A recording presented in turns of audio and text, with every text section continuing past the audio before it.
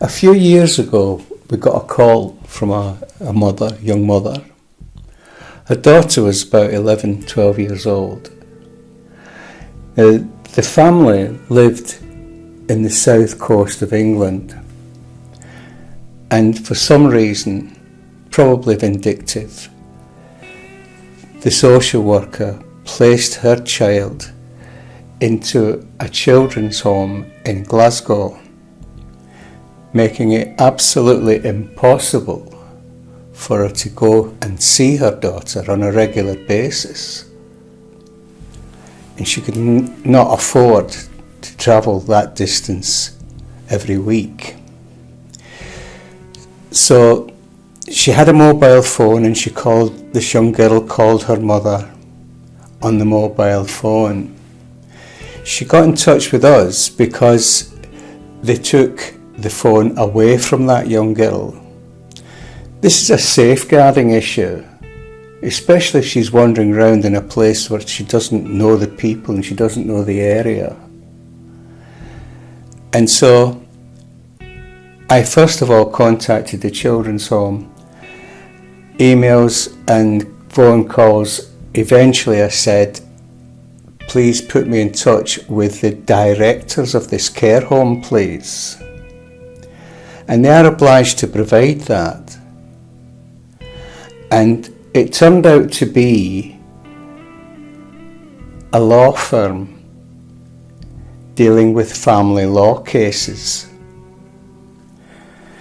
This was actually one of the fastest cases we ever resolved, because within 24 hours they sent that young woman back to live with her mother and her maternal family. This suddenly dawned on me that the people who are representing you in the court,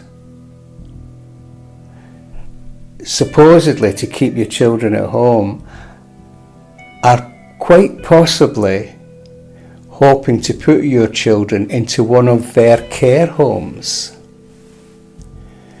Now that is a blatant conflict of interest. If these people are taking money, legal aid or whatever it happens to be, and they're actually motivated by greed to put your children into one of their care homes or one of their adoption agencies, or to place them into the foster care of one of their friends and relatives. So these are the people that you're actually challenging, and they're all in it together.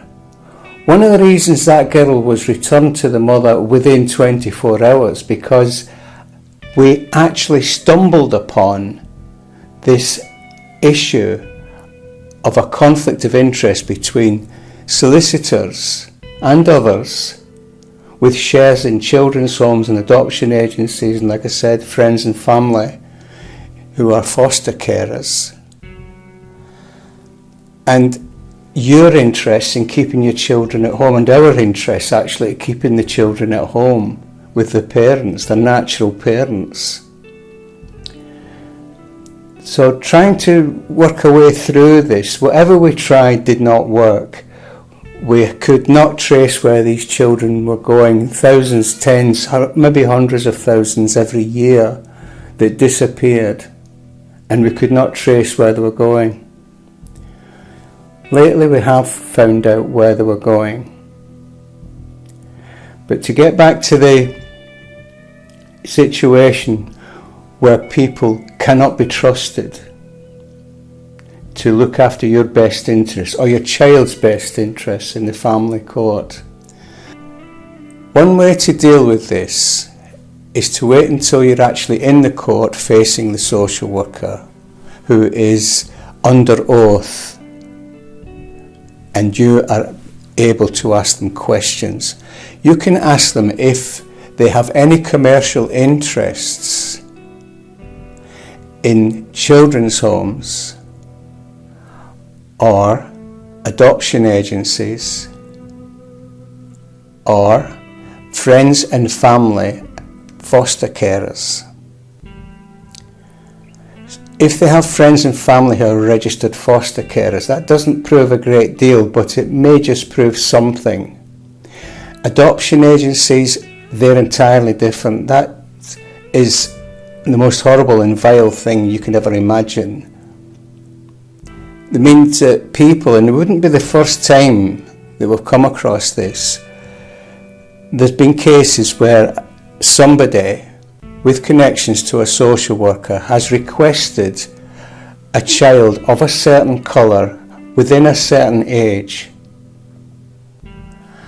and this social worker has deliberately targeted a vulnerable family in order to take them through the family court and place their children with one of, or whoever has asked them for that particular type of child. These things are happening every day, and this is the kind of corruption that's going on in the entire safeguarding system. When you think about it, Britain is one of the worst countries in Europe, probably in the West, for young children.